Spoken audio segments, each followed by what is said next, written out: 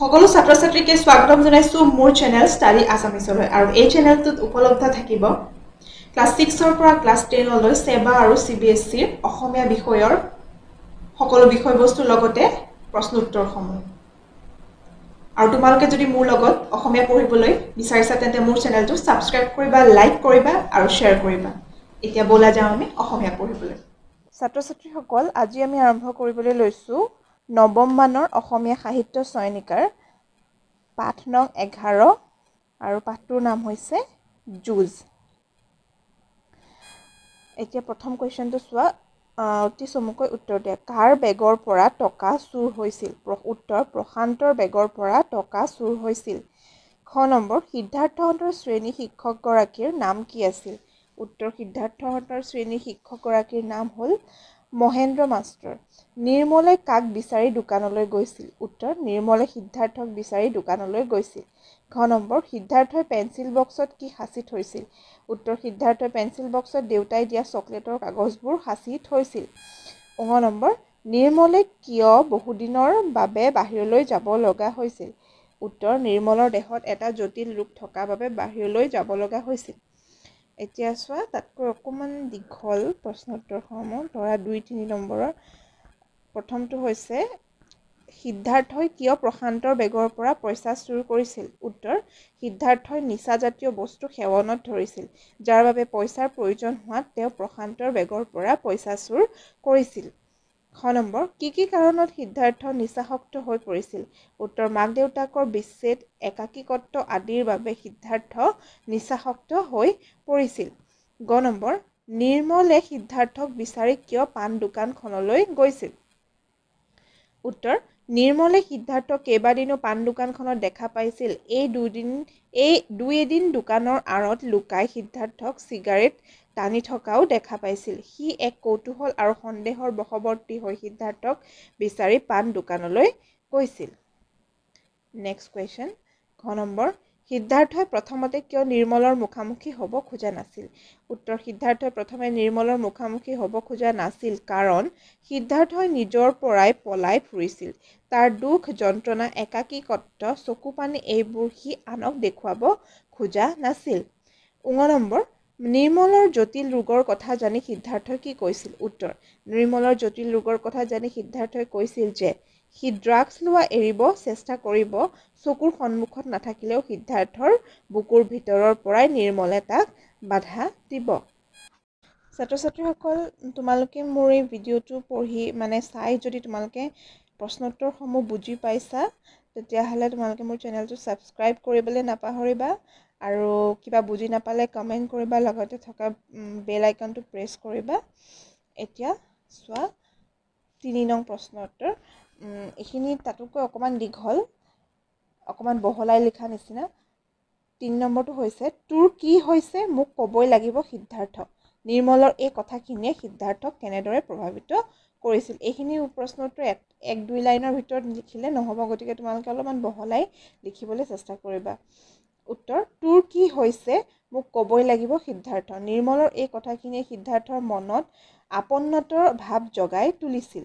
নিজ পিতৃ-মাতৃৰ বিচ্ছেদৰ পিছত সিদ্ধাৰ্থই একাকীকত্ব ভুগিছিল মাকেও সিদ্ধাৰ্থৰ প্ৰতি দিবলগীয়া গুৰুত্বত অনীহা দেখুৱাইছিল নিসংগতা আৰু হতাশাত ভুগি সিদ্ধাৰ্থই ড্ৰাগছৰ আশ্ৰয় লৈছিল আৰু সিদ্ধাৰ্থক এই অবাটৰ পৰা ঘূৰাই আনিবলৈ কোনোৱে চেষ্টা কৰা নাছিল সেয়েহে নিৰ্মলৰ উক্ত কথাষাৰত সিদ্ধাৰ্থই এক আপোনত্বৰ সুৰ শুনা পাইছিল 4 নম্বৰ সিদ্ধাৰ্থই কিয় নিসংগতাত ভুগিছিল বুজাই লিখা উত্তৰ সিদ্ধাৰ্থৰ মা আৰু দেউতাকৰ প্ৰায় কাজিয়া হৈছিল তেওঁলোকৰ কাজিয়াৰ মাজত সিদ্ধাৰ্থ সদায় অকলশৰীয়া হৈছিল তাৰ অন্তৰত হোৱা দুখবোৰৰ খবৰ ল'বলৈ মাক দেউতাক দুয়োজনৰে আহৰি নাছিল অৱশেষত মাক দেউতাকৰ বিচ্ছেদ হয় মাকৰ লগত থকা সিদ্ধাৰ্থৰ মনোজগতৰ খবৰ ল'বলৈ মাকে কোনোদিনে যত্ন কৰা নাছিল সেয়েহে সিদ্ধাৰ্থই লাহে লাহে নিসংগতাত ভুগিছিল বুজি পাইছা নিশ্চয় এতিয়া চোৱা 5 নম্বৰ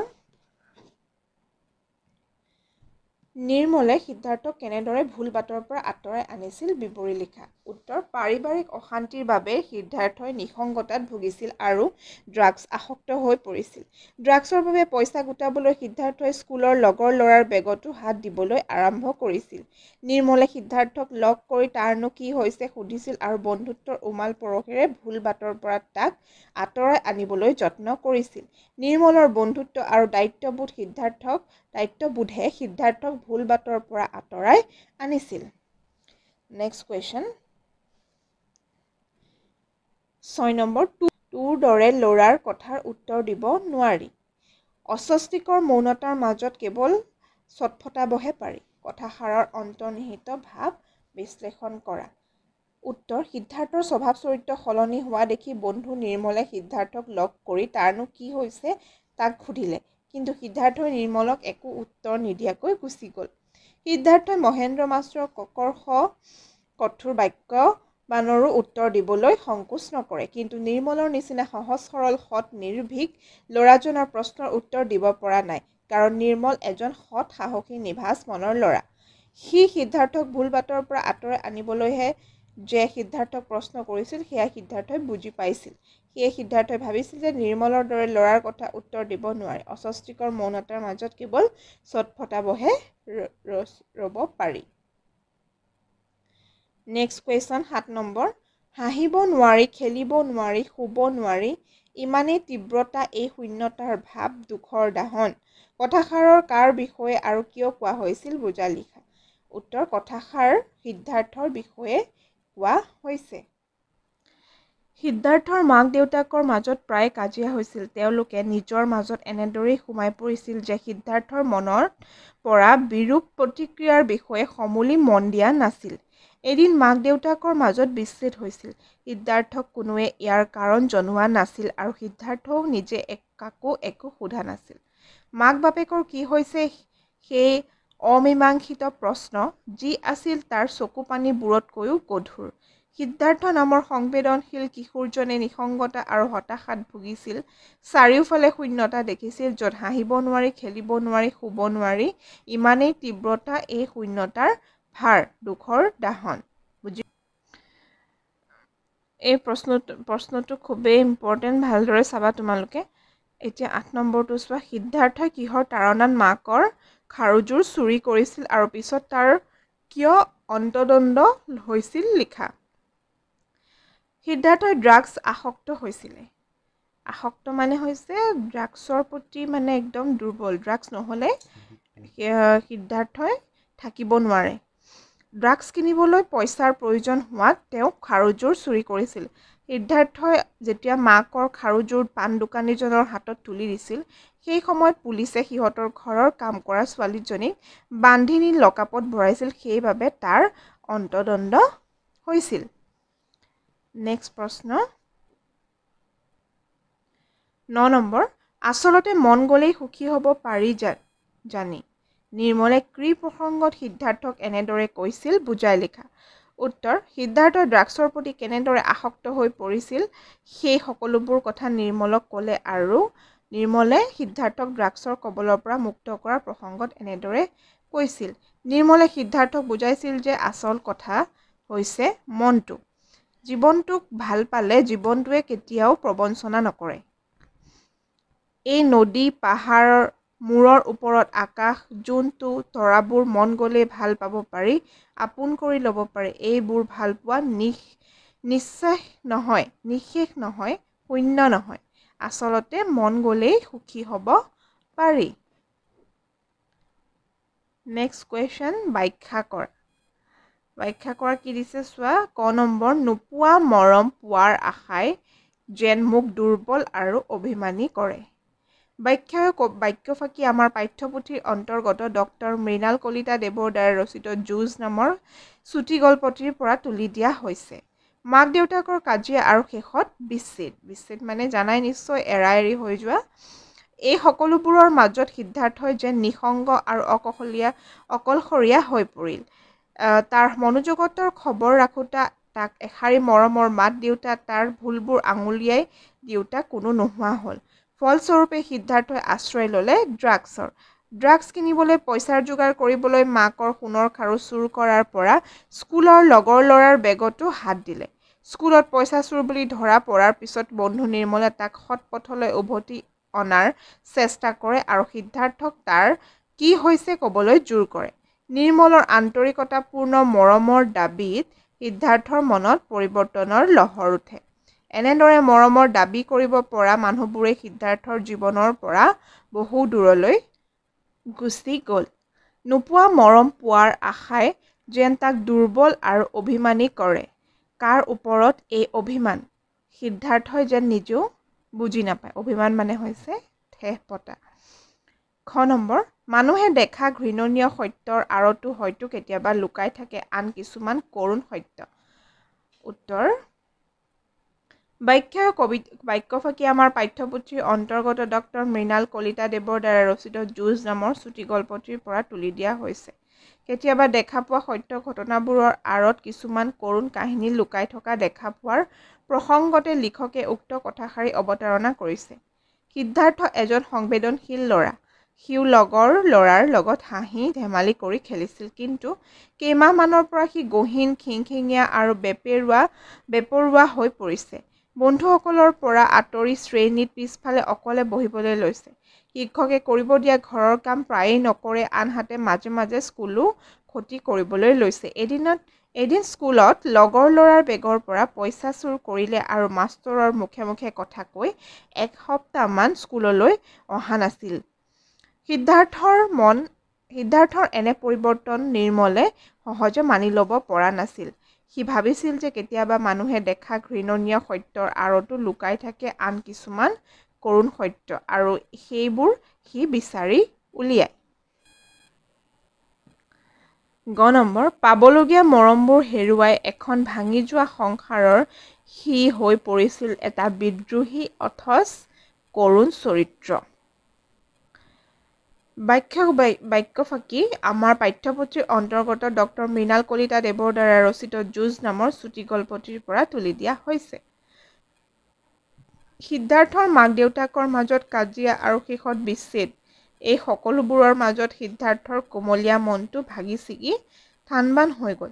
তেওঁলোকৰ কাজিয়া ইমানেই তীব্ৰতৰ আছিল যে সিদ্ধাৰ্থৰ চকুপানীবোৰ তেওঁলোকে দেখাই নাপালে। সিদ্ধাৰ্থৰ মাক বাপেকৰ কাজিয়া ইমানেই বেছি হৈছিলে যে তেওঁলোকে সিদ্ধাৰ্থৰ দুখবোৰ, চকুপানীবোৰ চাবলৈ তেওঁলোকৰ আহৰি নহ'ল। বুজি পাইছা? সিদ্ধাৰ্থক মৰমৰ মাত এষাৰ দিয়া, মাৰ্গদৰ্শন কৰোৱা মানুহৰ অভাৱ হ'ল। সিদ্ধাৰ্থক এষাৰ মৰমত মাত দিয়া মানুহ নাই আৰু মাৰ্গদৰ্শন হ'ল ভাল পথ দেখুৱাই দিয়া, ভাল পথ দেখুৱাই আগুৱাই নিব পৰা এজন মানুহৰ অভাৱ হ'ল। ফলস্বৰূপে সিদ্ধাৰ্থ হৈ পৰিল নিঃসংগ আৰু হতাশাগ্ৰস্ত। পাবলগীয়া মৰমবোৰ হেৰুৱাই এখন ভাঙি যোৱা সংসাৰৰ সি হৈ পৰিছিল এটা বিদ্ৰোহী অথচ কৰুণ চৰিত্ৰ। নেক্সট কুৱেশ্যন, সকলো মানুহৰে জীৱনবোৰ একোখন যুঁজ। উত্তৰ, বাক্যফাকি আমাৰ পাঠ্যপুথিৰ অন্তৰ্গত ডক্টৰ মৃণাল কলিতাদেৱৰ দ্বাৰা ৰচিত যুঁজ নামৰ চুটি গল্পটিৰ পৰা তুলি দিয়া হৈছে। লিখকে ক'ব বিচাৰিছে যে জীৱনবোৰ একোখন যুঁজ। সেই যুঁজখনতেই হয়তো জীৱনৰ আমেজ, হয়তো যুঁজখনেই জীৱনটো। নিয়মৰ মাজেৰে জীৱনৰ যুঁজখন যুঁজি যাব লাগিব। নিয়মৰ বাহিৰ হৈ খেলিলে নিজেই বচাব লাগিব। ৰেফাৰীৰ হুইছেলটো। প্ৰত্যেক মানুহৰে সমস্যাবোৰক লিখকে যুঁজ বুলি কৈছে। সি শাৰীৰিক কিম্বা মানসিক হওক।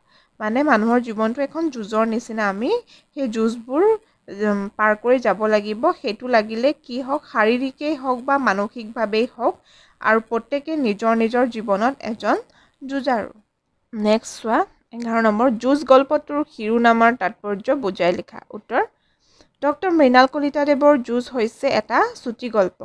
গল্পটোত লিখকে দুজন কিশোৰৰ মনোজগতৰ সুন্দৰভাৱে বৰ্ণনা দিছে। তেওঁ গল্পটোত সিদ্ধাৰ্থ নামৰ ল'ৰাজনৰ নিঃসংগতাত ভুগি কেনেদৰে ড্ৰাগছ আসক্ত হৈ পৰিছে আৰু নিৰ্মল নামৰ ল'ৰাজনৰ দুৰাৰোগ্য ৰোগত ভুগিছে, আৰু নিৰ্মলে কেনেদৰে সিদ্ধাৰ্থক ড্ৰাগছৰ কবলৰ পৰা ৰক্ষা কৰিবলৈ আগবাঢ়ি আহিছে তাৰে সুন্দৰ বৰ্ণনা দাঙি ধৰিছে। দুয়োজনৰ এই প্ৰচেষ্টাক লিখকে যুঁজ বুলি কৈছে। সিদ্ধাৰ্থৰ যুঁজ মনৰ লগত, আনহাতে নিৰ্মলৰ যুঁজ শৰীৰৰ লগত। এই যুঁজখন প্ৰত্যেক মানুহেই যুঁজিব লাগিব। হৰা জিকা পিছৰ কথা, কিন্তু যুঁজ কৰি যাবই লাগিব, সহজ সৰল কথনভংগীৰে গল্পকাৰে বাৰ্তা দিছে। বুজি পাইছা নিশ্চয়। গল্পটোৰ তাৎপৰ্যটো হৈছে চমুকৈ এইটোৱে। আৰু যদি বুজি পাইছা নিশ্চয় মোৰ প্ৰশ্ন উত্তৰসমূহ, তেতিয়াহ'লে মোৰ চেনেলটো ছাবস্ক্ৰাইব কৰিবা, তেতিয়াহে তোমালোকে পৰৱৰ্তী ভিডিঅ'সমূহ পাই থাকিবা। যিসকলে মোৰ চেনেলটো প্ৰথমবাৰ চাইছা আৰু যদি তোমালোকে নিজৰ উপযোগী বুলি ভাবিছা, তেতিয়াহ'লে তোমালোকে ছাবস্ক্ৰাইব কৰিবা আৰু কমেণ্ট কৰিবা, কিবা বুজি নাপালে লগতে থকা বেল আইকনটো প্ৰেছ কৰিবা আৰু তোমালোকৰ যোন স্কুলৰ বন্ধু বান্ধৱীসকলৰ লগত শ্বেয়াৰ কৰিবা। এতিয়া চোৱা, ভাষা বিষয়ক, ব্যাকৰণ বিষয়ক প্ৰশ্ন উত্তৰসমূহ। ব্যাস বাক্যসহ সমাসৰ নাম লিখা। সমাস মৃত্যু শীতল। মৃত্যুৰ দৰে শীতল যিহেতু হৈছে কি কৰ্মধাৰয় সমাস। অসহনীয়, যিটো সহন কৰিব নোৱাৰি, মানে সহ্য কৰিব নোৱাৰি, এইটো হৈছে অব্যয়ভাৱ। অটল, যাৰ কোনো তলি নাই, অব্যয়ভাৱ। অমীমাংসিত, মীমাংসাৰ অতীত, অব্যয়ভাৱ। বেপৰোৱা, পৰোৱাৰ অতীত, অব্যয়ভাৱ। অচিনাকি, যাক চিনি নোপোৱা নাযায়, অব্যয়ভাৱ। বুজি পাইছা নিশ্চয়। এতিয়া চোৱা বাক্য ৰচনাসমূহ। এই বাক্য ৰচনাসমূহ তোমালোকে নিজ ইচ্ছামতেও লিখিব পাৰিবা, নিজে ভাবি গুণি, খালি বাক্যটো শুৱলা হ'ব লাগিব। এটা শুৱলা বাক্য সাজি পেলাই লিখিব লাগিব। উজাগৰ, সি ৰাতি ৰাতি উজাগৰে থাকিয়েই পঢ়া শুনা কৰিছিল। অবাধ্য, নয়ন একেবাৰে অবাধ্য ল'ৰা। অৱলম্বন, কৰোণা মহামাৰীৰ পৰা নিজকে তথা নিজৰ ঘৰখনক বচাই ৰাখিবলৈ আমি উপযুক্ত সাৱধানতা অৱলম্বন কৰা উচিত। খেৰকুটা, বিপদত পৰিলে মানুহে খেৰকুটাডালকে বাচিবলৈ খামুচি ধৰে।